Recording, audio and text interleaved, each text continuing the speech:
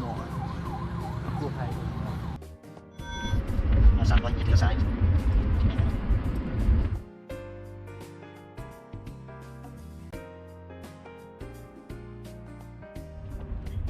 ไปเกิดมันติดกันบ่เราจะเอาแบบขับรถไปบ่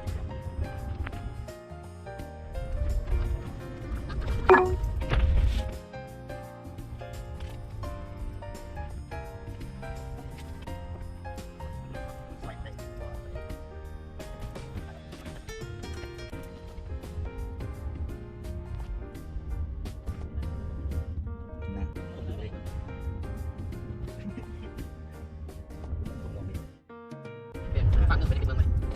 มันกระจายจำนวนมันหรอกบางทีไงบนจะเก็บไปภูเขาเบาเขาเบามันไม่กินหน่อยก็ได้เนาะ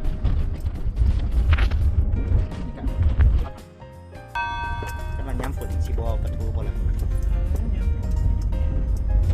แต่ว่าหินแบบนี้ก็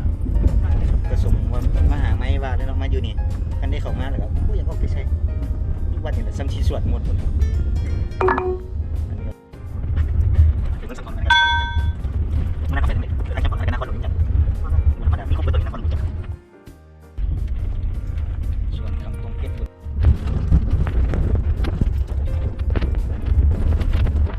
ตั้งมีผมกันนั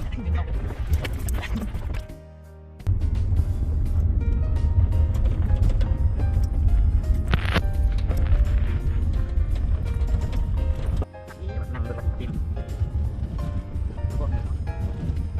บุกกับพวกสารบนคำหนึ่งพวกสารของนี้งั้นเดี๋ยวบนคำซอสเฟคทอรี่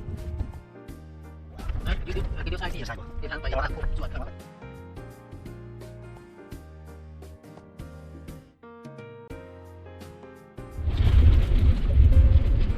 เดี๋ยวก่อนเราใช้ที่ชิวๆธรรมดา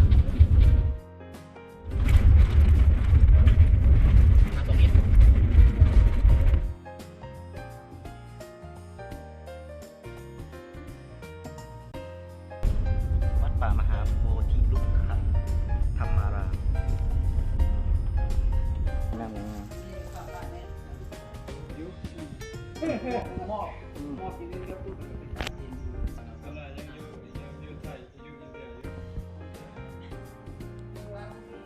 ตอนครับทำไมจับว่าสูดหลาย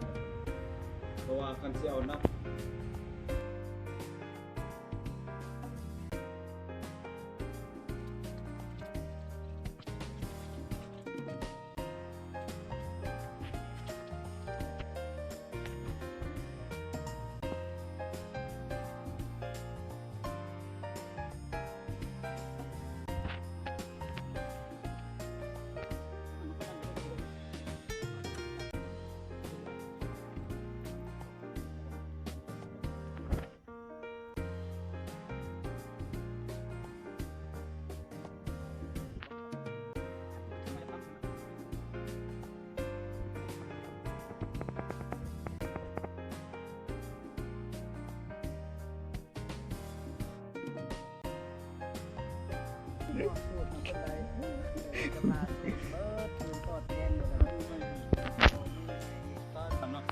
ลงมาใช้เวลาแบบเอาเป็นเอาตายแบบนี้จะเชื่อกันนักกันหนึ่งมันจะตายหรือมันจะย่างกับเบิ้งแต่ดิ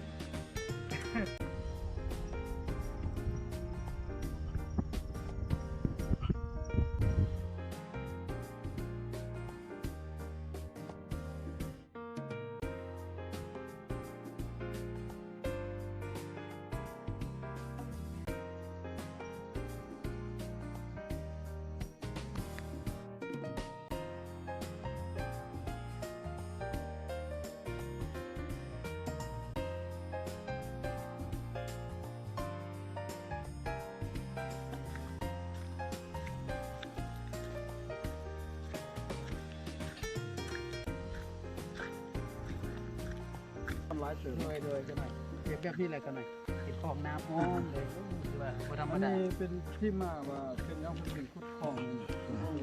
ปันไดการจะได้มีการแต่งอยู่การสันยามเศร้ายามสวยแน่แล้วก็จะมีแม่ครัวแล้วก็มีผู้ออกเพิ่นเทคแคร์ดูแลในการจัดสรรอาหารแต่ว่าผู้ใดจะเป็น เจ้าภาพโอ้ก็น้อยจะเกิดศรัทธาเด้ก็น้อยสิซื้อพักซื้อมีซื้อหยังเครื่อง ตู้เย็นก็มี ตู้ เด้อ เย็นก็สามารถซื้อมาได้ซื้อเข้ามา ตู้เย็น มา น่ะ จากเด้อ ตู้เย็นใส่พักก็มีอันนี้แทนเป็นแบบ โอ้เห็นอาจารย์เอาลงเนาะตู้แช่ก็มีแล้ว แต่ตัวตู้เย็นมันมีด้วยเป็นแบบเลยอย่ามาตั้งอยู่พวกกินแบบว่าวันข้าวปลากินข้าวปลาจะได้ไม่เอาได้เพิ่มสบาย แยกเข้ามา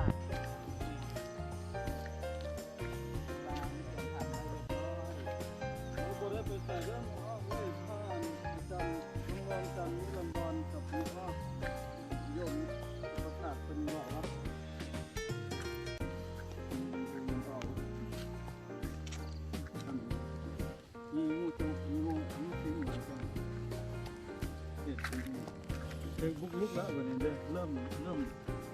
มวันไว้แล้วนี่เที่ยวว่าต้องไปกินแต่บ้านไก่มากมากที่หมู่บ้าน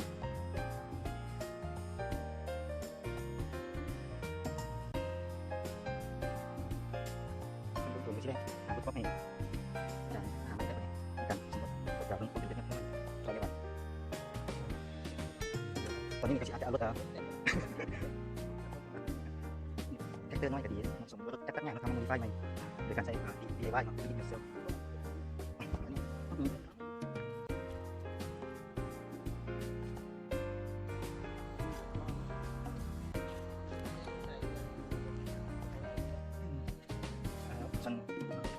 โดย